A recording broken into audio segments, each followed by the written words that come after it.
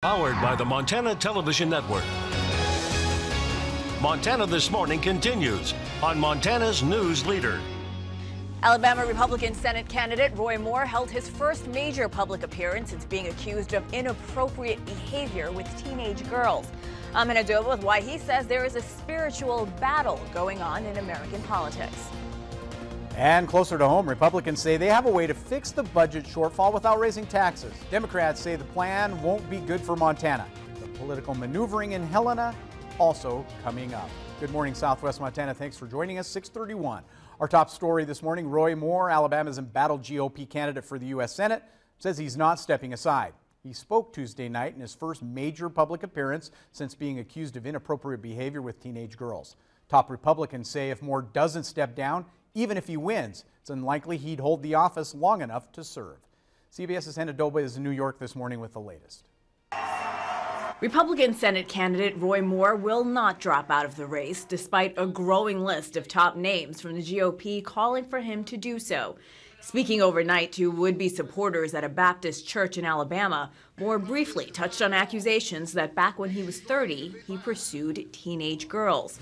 I'm now facing allegations, and that's all the press want to talk about. But I want to talk about the issues. Among those now issuing an ultimatum, Sean Hannity. The Fox News host says that during an interview on his radio show, Moore made some conflicting statements, which is why Hannity is giving the GOP candidate 24 hours to clear things up.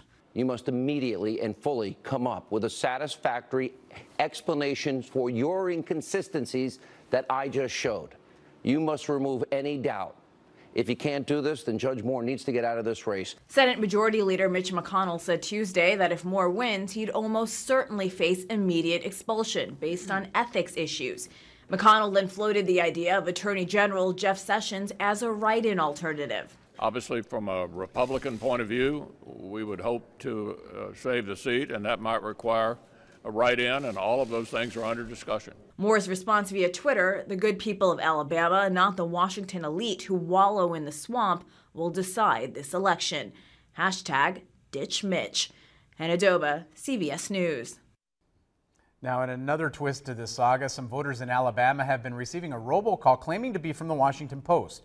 The calls offer money in exchange for more dirt on Moore. Washington Post says the call was not from one of its reporters and issued a statement saying the call, quote, bears no relationship to reality.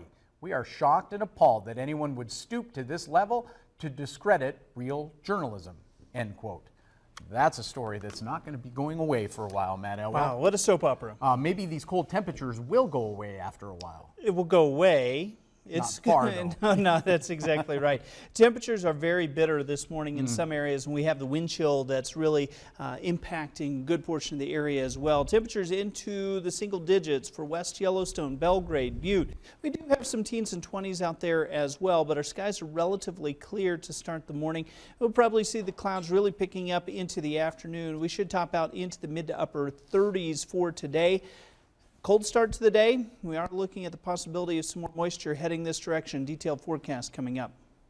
Thank you, Matt. Now 6:34 on this Wednesday. Special session of the Montana Legislature to balance the state budget enters its second day today. But on Tuesday evening, majority Republicans unveiled their fix for the state's $227 million budget hole. GOP leaders say they've unified behind their plans. Minority Democrats, however, are none too happy. Republicans unveiled their plan after a day of hearings on proposals offered by primarily by Democratic Governor Steve Bullock. GOP plan is including mostly in two bills, including one that relies on $32 million transferred from a fund controlled by the company that owns the private prison in Shelby. That money would be released only if the state agrees to extend the private prison owner's contract, which expires in 2019. The other bill contains almost $90 million in budget transfers, which would come on top of $76 million in cuts already ordered by the governor. House Speaker Autzen Knudsen of Culbertson says the plan isn't final, but that Republicans are hopeful they can wrap things up without raising taxes. Democrats remain adamantly opposed to using the prison money, but they said late Tuesday night that Republicans have written the bills so that if the prison money isn't accepted, the transfers won't happen. So we really are kind of boxed in right now. So we'll have to have to wear the private prison is what they're forcing on us right now. Because without it, we don't get the transfers. And without the transfers, there's 90 million more cuts that are going to have to come out of services that people in Montana depend on. There's a lot of pieces out there. There's a lot of things on the table that we're still discussing, and there's still a lot of discussions going on. But what I will say is that we are absolutely a unified Republican caucus, which has not always been the case before. We are hoping to get out of here without raising any taxes on the people of Montana.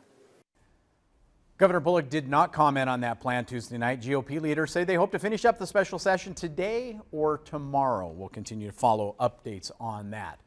Closer to home, a census worker who was overdue and reported as missing was found Tuesday afternoon north of Belgrade. The 69-year-old woman was doing census demographic surveys north of Belgrade when her car got stuck in the snow on an unmaintained road. She was found near 16 Mile Creek when a deputy met up with a volunteer rescuer who had found the woman and was giving her a ride home. Sheriff's office says the woman was thirsty but in good condition. Deputies say she did not have cell service in that area when her vehicle got stuck. Did have extra clothing though, some food and a sleeping bag, so she stayed in her car and waited for help. Gallatin County Sheriff Brian Goodkin says that was absolutely the right thing to do. Also, a home outside of Bozeman became engulfed in flames yesterday morning. The two-story house caught fire just after 9 o'clock. Multiple agencies responded to the scene, including Central Valley Fire, Highlight Fire, and the Bozeman Fire Department. It took firefighters about 30 minutes to put out the flames, and both people inside the home were able to get out safely. There were no injuries, no casualties for this fire. Everybody's safe and sound. Cause of that fire is unknown, but it's believed to have started in the garage. Also, Bridger Bowl has installed something new on the mountain that will potentially help those who need medical assistance. A new cell tower was installed during the summer near the parking deck at Bridger Bowl. So far, the cell tower has not been activated, but it should be operational sometime during the ski season. Gallatin County Search and Rescue members say they will be happy once that tower is up and running.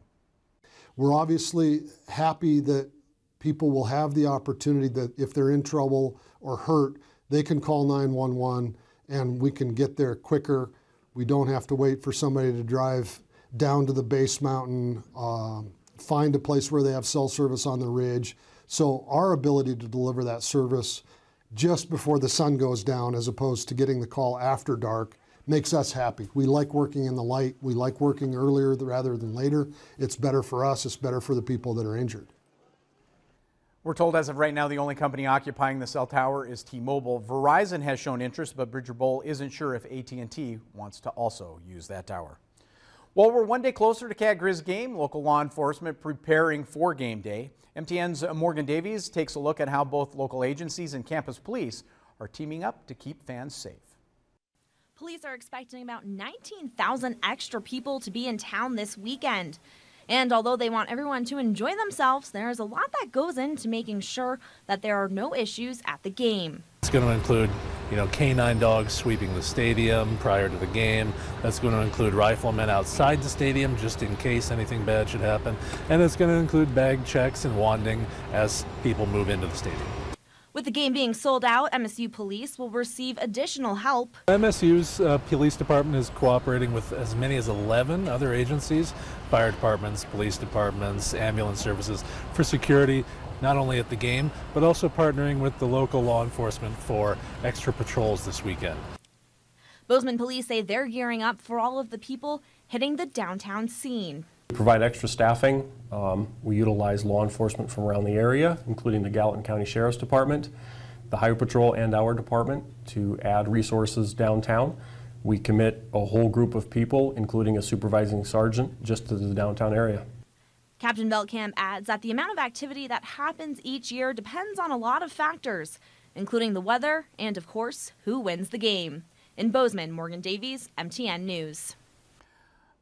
By the way, Morgan says MSU police are also suggesting fans get to the game about 2 hours early if they want to make it into the stadium in time for kickoff because of that extra security. Well, a new type of rivalry between Montana State and the University of Montana started up this week.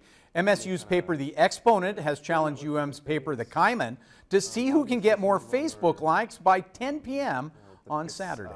Cover here. So basically, it's a popularity contest between the student paper here at Montana State and then our journalism school student paper over at the University of Montana. It can only benefit us both, and I'm really pleased to see that we've already garnered more attention online for ourselves, and I've seen the like count for the Kaiman go up as well. So.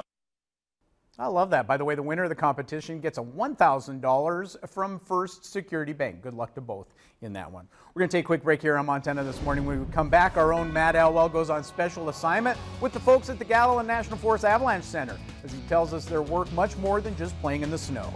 But first, let's check in with Gail King for a look at what's coming up at 7 on CBS This Morning. Good morning. Ahead on CBS This Morning, we're in Northern California with the latest on the deadly shooting rampage and how quick thinking at an elementary school saved lives. And we'll hear from a woman who says that her NutriBullet exploded, causing second-degree burns. Yikes. She's one of 22 people now suing that blender company. We'll see you 7 o'clock on the dot.